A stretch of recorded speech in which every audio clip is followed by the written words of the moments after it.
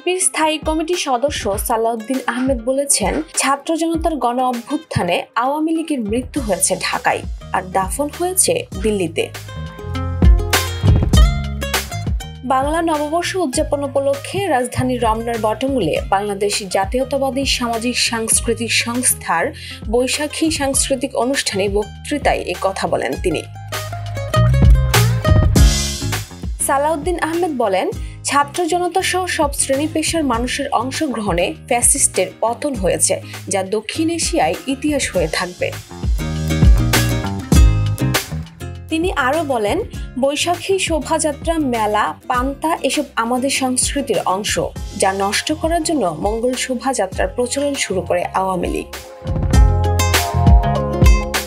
এ সময় বাঙালি সংস্কৃতিকে ধারণ করে ভারতীয় সংস্কৃতি বর্জনের আহ্বান জানান তিনি।